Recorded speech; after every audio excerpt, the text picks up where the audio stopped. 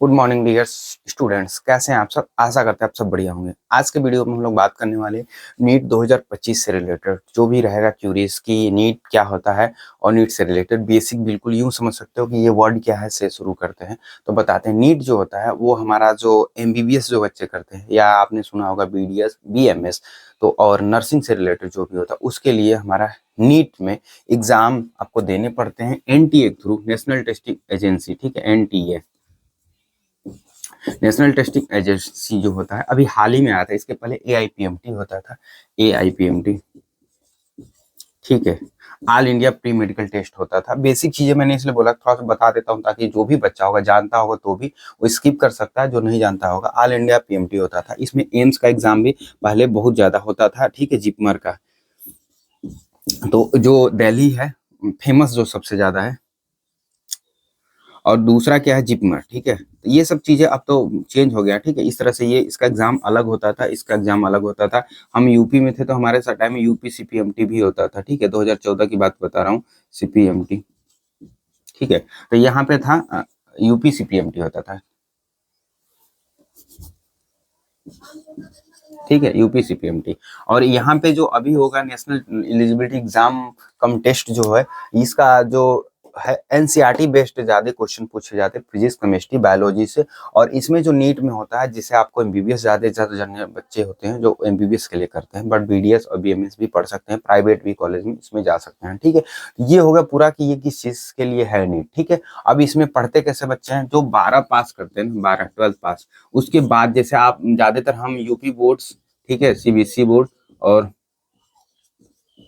और बहुत सारे ऐसे एक दो बोर्ड और भी होते हैं, जैसे एनआईएस बोर्ड होता है या किसी अदर स्टेट के बोर्ड होते हैं, उस बोर्ड से भी पढ़ सकते हो, ठीक है। तो आपके ये 3-4 बोर्ड होते हैं, उस बोर्ड के थ्रू 12th पास आपको करना पड़ता है। 12th पास करने के बाद आप नीट का एग्जाम दे सकते हो। इसके लिए लगभग 1600 का फीस आता है। जनरल के लिए बता रहा हूँ, कैटेगरी के लिए 1600-1700 आपके फीस आने वाले हैं। और एसटी एससी के लिए 100-200 रुपए से कम हो जाते होंगे, 1200 के करीब आते होंगे, 1400 के करीब, ठीक है।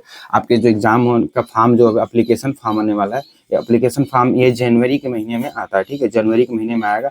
आपकी एग्जाम जो होगा वो मई में होगा, पहले वीक में, फर्स्ट वीक ऑफ मई, ठीक है। आपका जो मान लीजिए संडे 1 तारीख को पड़ रहा होगा मई को, तो 1 तारीख को होगा, ठीक है। आप वो देख लेना 2025 के लिए।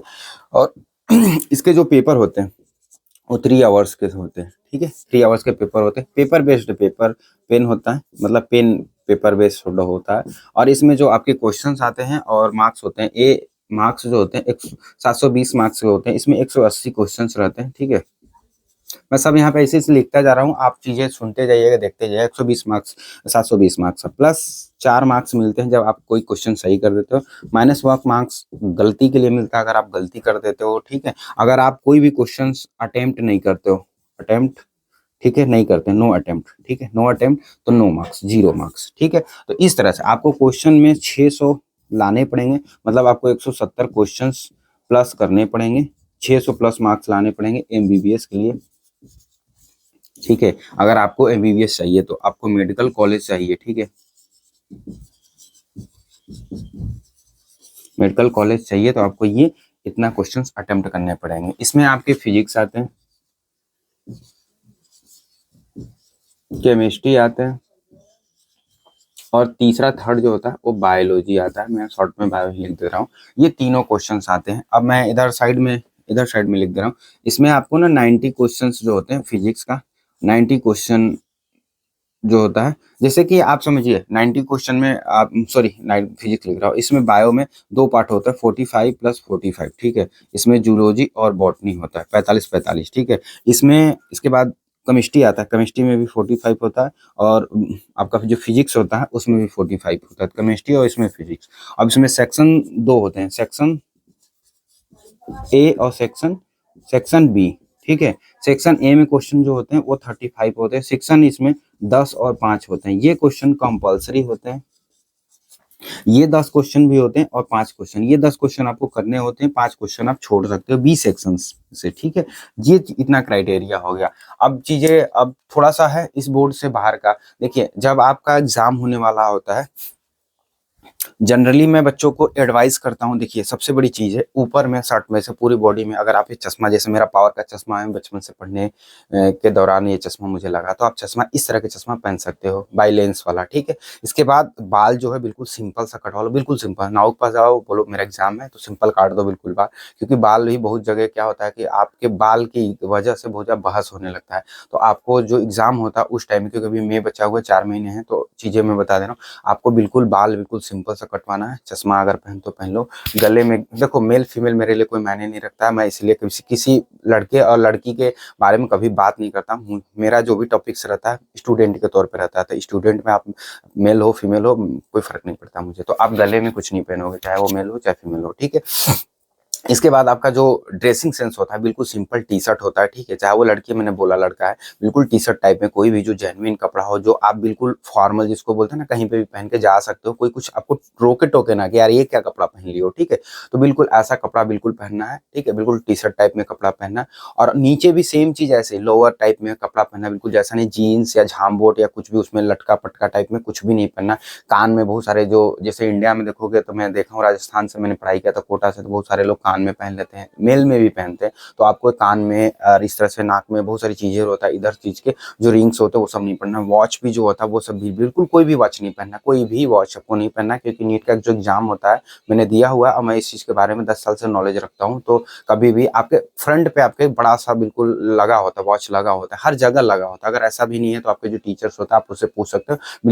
इन्विजिलेटर भी दो दो होते हैं, एक क्लास में दो होते हैं, ठीक है, तो आप उनसे टाइम पूछ सकते हो, कोई इशू नहीं रहता। पानी पीने के लिए भी आपके आजकल तो बहुत ज्यादा फैशन हो चुका है, पानी तो देखता हूँ जो छोटा वाला बोतल आता है 200 ml का, वो आपको मिल जाता है, ठीक है। नहीं है तो गेट के बाहर जस्ट रखा होता है, आप जाके पी सकते हो, ठीक है। तो पानी पीने का आपको मतलब नीट के एग्जाम के दौरान ना कुछ भी नहीं लेके जाना है। पेन भी जो होता है मोटा वाला बिल्कुल फर्स्ट क्लास का वो लोग देते हैं, ठीक है, बिल्कुल मोटा रहता है, आपको पेन भी नहीं लेके जाना। इंपॉर्टेंट क्या है, लेके क्या जाना आपको, एक आधार कार्ड जो कि ओरिजिनल होना चाहिए, आधार कार्ड ओरिजिनल होना चाहिए, 2 पासपोर्ट साइज अगर जिसको नहीं पता होगा, अगर आप बनवाते होगे 1.2 से लेकर 1.6 के लिए एक छोटा सा, इतना सा छोटा सा, इस तरह से 6 कॉपी 20 कॉपी जो बनता है, आप समझ गए होंगे मैं क्या कहना चाह रहा हूँ। इसमें से आपको सिर्फ 2 कॉपी ले जाना है, ठीक है।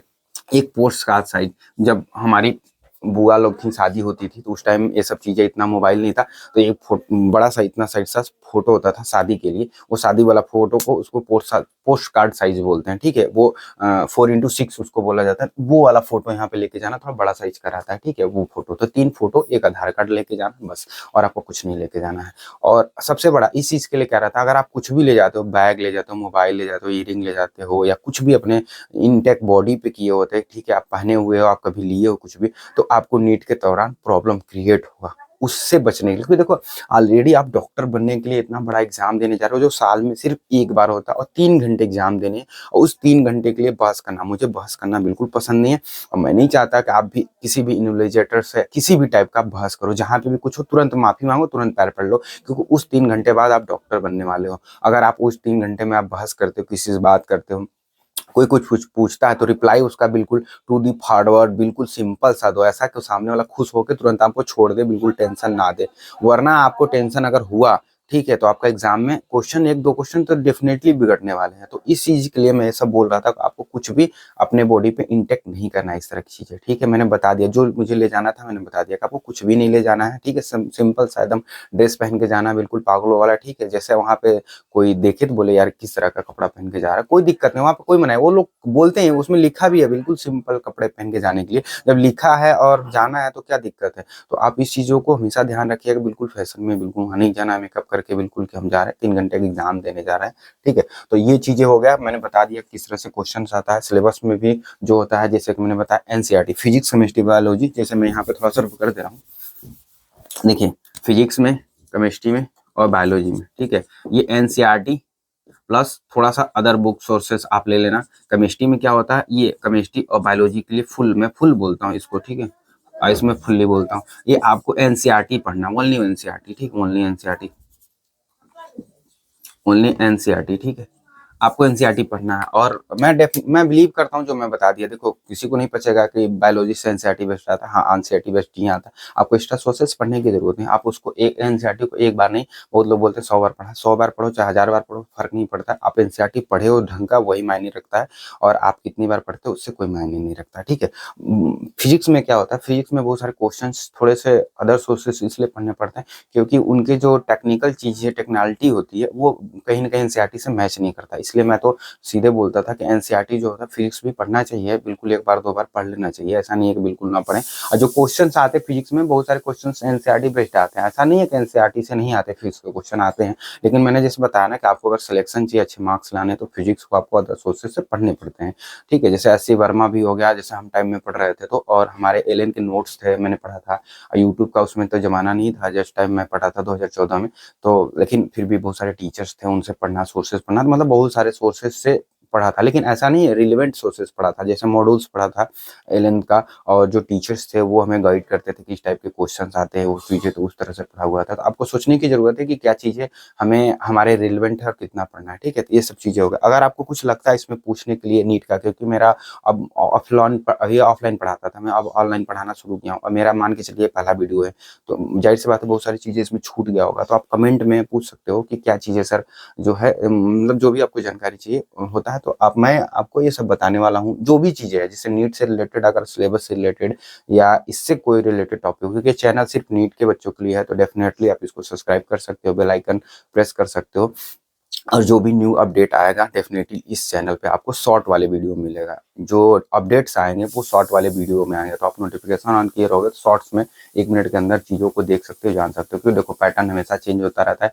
अभी फॉर्म आएगा तो बहुत सारे चेंजेस भी आएंगे, ठीक है। तो आप अगर फॉलो किए रहोगे, सब्सक्राइब किए रहोगे, तभी आपको डेफिनेटली इस चीज़ के लिए मिलेगा। तो आप शॉर्ट वीडियो में इस चीज़ को फॉलो कर लेना। बाकी अगर इस तरह से चीज़ें कोई भी चाहिए, नीट का रिक्वायरमेंट होगा जो, वो आप कमेंट में पूछ सकते हो। वीडियो अच्छा लगे तो प्लीज़ लाइक कर दिए। Thank you.